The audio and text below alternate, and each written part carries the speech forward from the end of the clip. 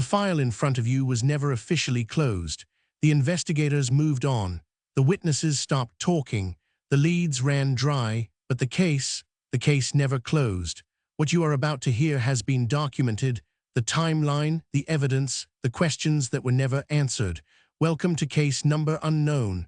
Let's open the file. On a cool September afternoon in 1978, a man stood waiting at a bus stop on Waterloo Bridge in London. He felt a sharp sting in the back of his right thigh. He turned to see a man picking up an umbrella from the ground, mumbling an apology in a foreign accent, before climbing into a taxi that sped away. Within 4 days, Georgi Markov would be dead, and the truth behind his killing would expose one of the most chilling state-sponsored assassinations of the Cold War. To understand why Georgi Markov was murdered, you have to understand the man he was and the regime he defied. Born on March 1, 1929, in Sofia, Bulgaria, Markov grew up to become one of the most celebrated writers and playwrights in the country. His novels and plays were widely admired, and for a time, he enjoyed the privileges that came with state approval in a communist nation. But Georgi Markov was never a man willing to compromise his conscience for comfort. By the late 1960s, his works had become increasingly critical of the Bulgarian communist regime and its stranglehold on Bulgarian society. His play, The Man Who Was Me, was banned by censors. His novels were pulled from shelves. The state that had once celebrated him now viewed him as a dangerous voice of dissent. In 1969, Markov made a decision that would seal his fate. While attending a theater festival in Italy, he chose not to return to Bulgaria. He defected to the West, eventually settling in London, where he began a new life and a new mission. He joined the BBC World Service, broadcasting into Bulgaria through its Bulgarian language programming. He also worked for Radio Free Europe and Deutsche Welle. Through these platforms, Markov delivered a series of devastating commentaries about life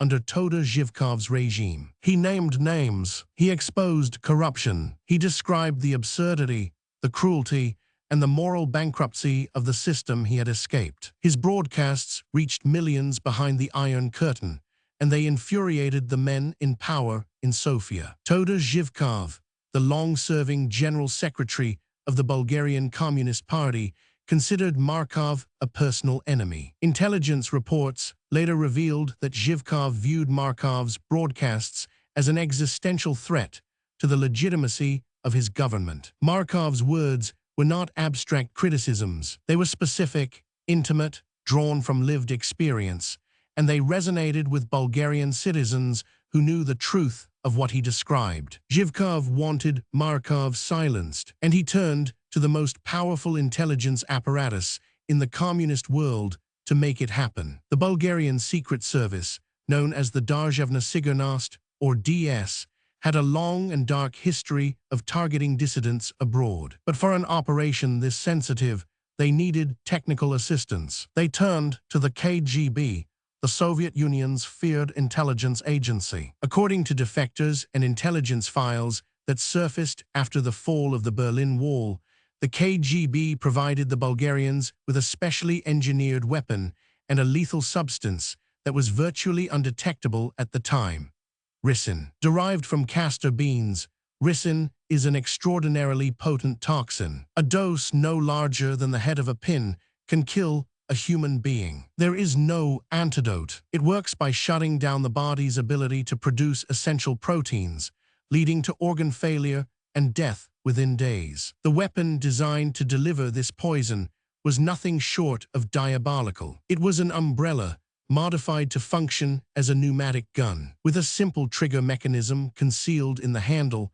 the device could fire a tiny pellet, less than 2 millimeters in diameter, made of a platinum-iridium alloy. This pellet was engineered with 2 minuscule holes drilled into it, filled with ricin, and sealed with a wax coating designed to melt at body temperature. Once embedded under the skin, the wax would dissolve, releasing the ricin directly into the bloodstream. The victim would feel nothing more than a pinprick. By the time symptoms appeared, it would be too late. The stage was set on September 7, 1978. It was Toda Zhivkov's birthday, a detail that investigators would later note as grimly symbolic. Georgi Markov, now 49 years old, had spent the day working at the BBC's Bush House studios. That evening, he walked to the bus stop on the south side of Waterloo Bridge to catch a bus home. The bridge was busy with evening commuters. It was an ordinary moment on an ordinary day.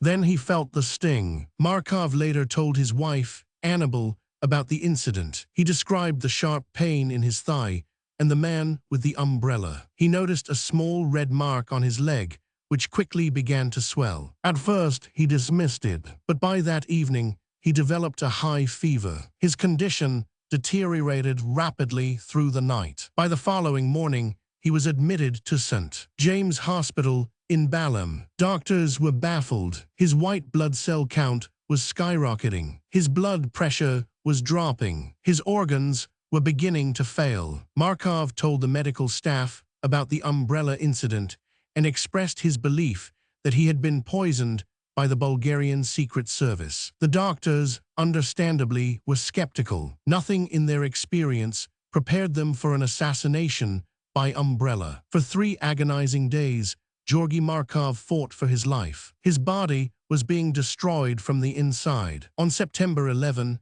1978, 4 days after the attack on Waterloo Bridge, Georgi Markov died. He was 49 years old. He left behind his wife Annabel and their 2-year-old daughter, Alexandra. The autopsy would prove that Markov's dying words were the truth. Pathologists discovered the tiny platinum iridium pellet embedded in the tissue of his right thigh. It was an extraordinary find, a sphere barely visible to the naked eye, but unmistakably engineered. Analysis revealed traces of ricin within the pellet's cavities. Scotland Yard launched a full investigation. The case was unlike anything British law enforcement had ever encountered. This was not a street crime. This was a state-sponsored assassination carried out on British soil with a weapon that belonged in a spy novel. Investigators quickly drew a connection to another incident that had occurred just 10 days before Markov's death. On August 26,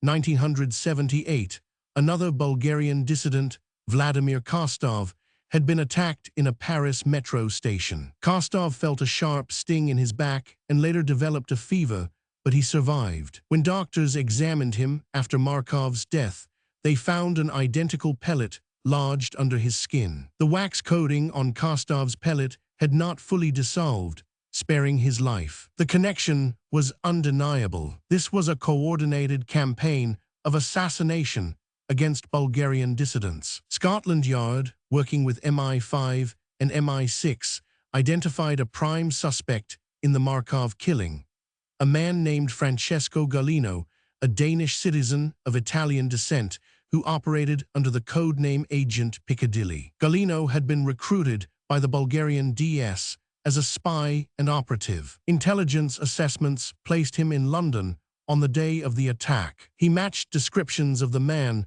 with the umbrella, but gathering evidence sufficient for prosecution proved extraordinarily difficult. Galino denied any involvement. Bulgaria, still under communist rule, stonewalled all requests for cooperation. The KGB was not forthcoming. The investigation, despite strong intelligence leads, could not produce enough admissible evidence to bring charges. The fall of the Berlin Wall in 1989 and the subsequent collapse of communist regimes across Eastern Europe brought a flood of revelations. Former Bulgarian intelligence officers confirmed that the DS had carried out the assassination with KGB technical support. Files from the Bulgarian archives, though many had been destroyed or doctored in the chaotic final days of the regime, corroborated the plot. General Vladimir Todorov, the former head of Bulgarian foreign intelligence, was charged in absentia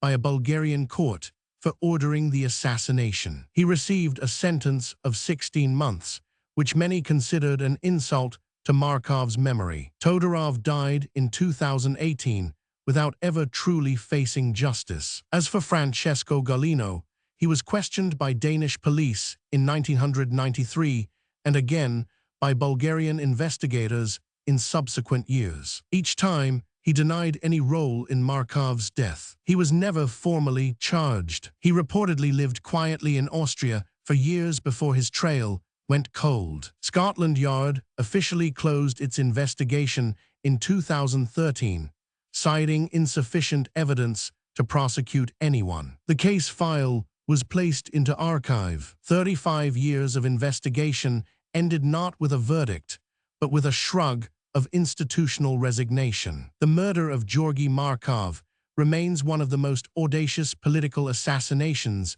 of the 20th century. It demonstrated that the Cold War was not merely a geopolitical standoff. It was a shadow war in which words could be considered weapons and writers could be considered targets. Markov's broadcasts into Bulgaria helped chip away at the legitimacy of Zhivkov's regime, which finally fell in 1989. In a tragic irony, Markov did not live to see the freedom he fought for. Today, a memorial plaque marks the spot on Waterloo Bridge where he was struck. In Bulgaria, he is honored as a hero of free speech, a man who chose truth over safety and paid the ultimate price. But the central question remains unanswered by any court of law. The triggerman, the man with the umbrella, has never been convicted. The full chain of command, from Sofia to Moscow, has never been formally established in a legal proceeding. Files remain sealed or destroyed. Witnesses have died, and the weapon itself,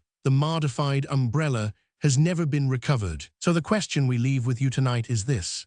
In an age where states still target journalists and dissidents on foreign soil, from London to Istanbul to Salisbury, has anything truly changed since that September evening on Waterloo Bridge? Or is the umbrella murder simply the template for a form of state violence that continues to this day, hidden in plain sight, carried out with impunity, and answered with silence? The investigation is ongoing.